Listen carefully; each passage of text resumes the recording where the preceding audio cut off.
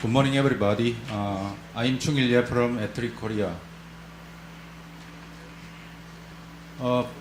First, I'd like to compare visions between IMT Advanced and IMT 2020.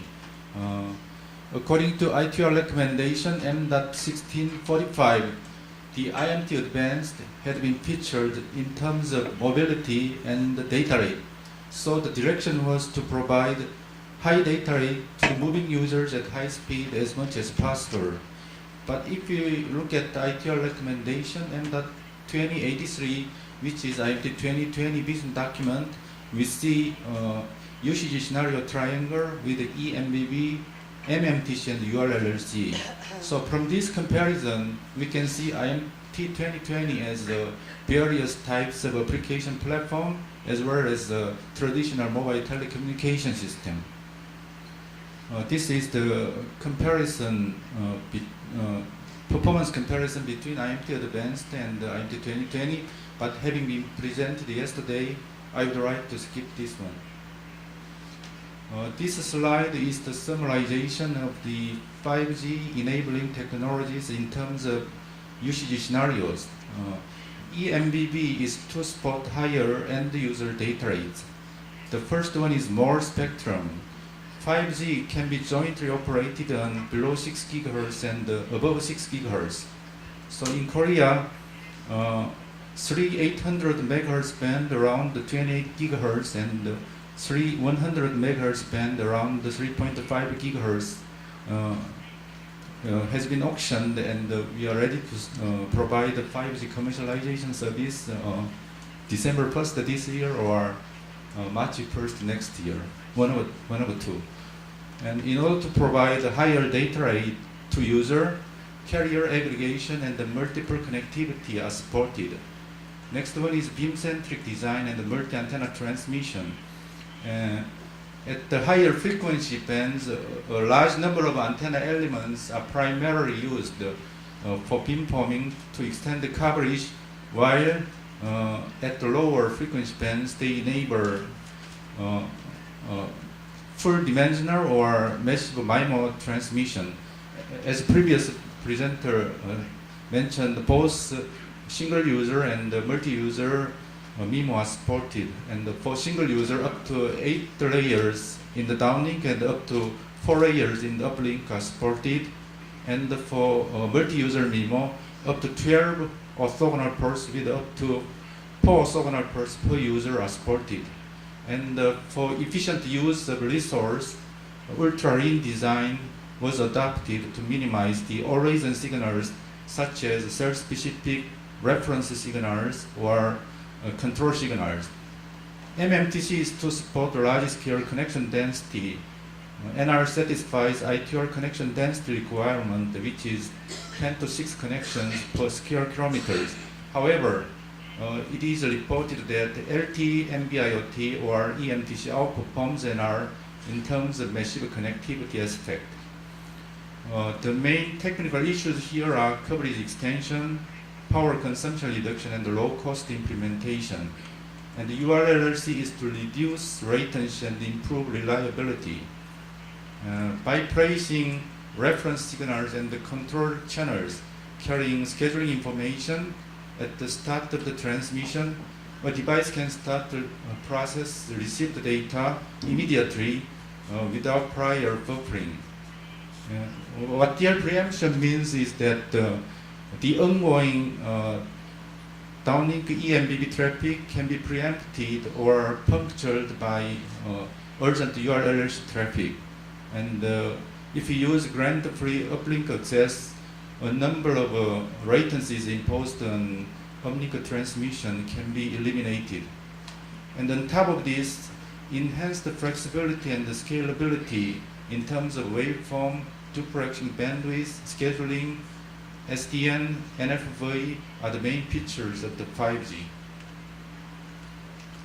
So, but people are saying, what is the difference between 4G and the 5G?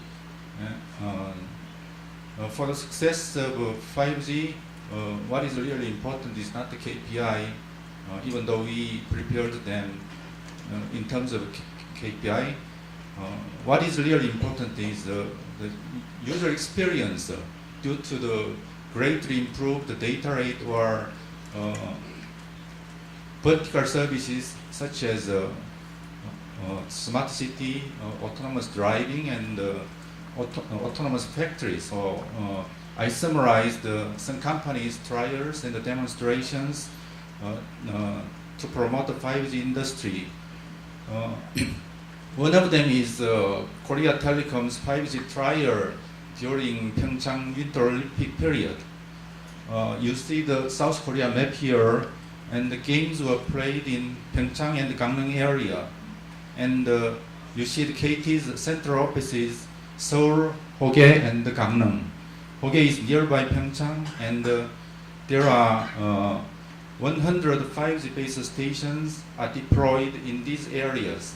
And you see 5G base stations are further divided into baseband unit and the multiple RF units adopting advanced CRN architecture. So with this architecture, contents created in Olympic sites are provided to residents in Seoul. The 4 5G live services are Sync View, Interactive Time Slice, 360 live view, and Omni Point View. Unluckily, I haven't experienced these services, but people who are attending there confirm that they are very attractive and more live. On top of this, 5G vertical services such as autonomous bus driving and the drone parcel delivery service was shown up there. Then vertical services are so important for the success of 5G industry. I would like to discuss a smart city application. For the smart city application, not only 5G transmission technology, but also many other convergence technologies are required.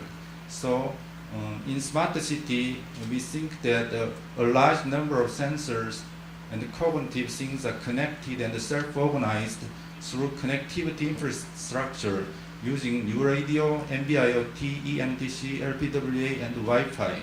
And for example, a local government may own smart city open platform, which is actually a server to collect, process, analyze, and distribute data. And this data can be used for data-driven city management or will be provided to third-party developer for further smart city applications. Next important vertical services are autonomous driving and the smart factory. Autonomous driving is located at the right bottom of the triangle, so the related KPI is low latency and the ultra reliability. Like as many other countries, two technologies, one is cellular by TX and the other is IEEE Wave, are competing for this application. And we have a K-seat auto driving test site here. In the figure, you can see urban area, expressway, tunnels, railroad crossing area, roundabouts, and many other traffic facilities here. Smart factory is also located at the right bottom of the triangle, so the related KPI is also low latency and ultra reliability. The table is the summarization of the requirements for smart factory based on white papers and the business review papers from NGMN, Ericsson, Nokia, and Fraunhofer. You see 0.5 millisecond latency, 10 to minus 9 BLER reliability, and 10 to 6 square kilometers device density. Luckily, the data size is small, which is 10 through 300 bytes. This is the last slide and list the 5G evolving technologies. Integrated access backhaul. Currently, the wireless backhaul is based on the non-standard technology, but however, in 5G, the characteristics and requirements for wireless backhaul and access link are converging. So, study item on integrated access backhaul was a part of the release 15, and it will be included later release of 5G. And for the local complement, in order to increase data rate and capacity, LTE-based access to unlicensed spectrum was also part of the release 15, and I think it will be included in the later versions of the 5G. Noma and we already expressed my previous presenter, and actually MTC and the D2D is not part of the release 15, but in order to increase the connection density and to have the side range features, it will be the later versions of 5G.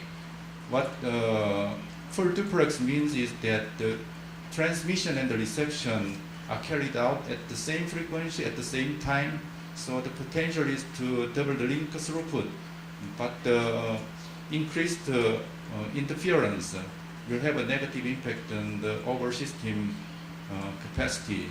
So these are the I think 5G evolving technologies, and that's it. Thank you very much.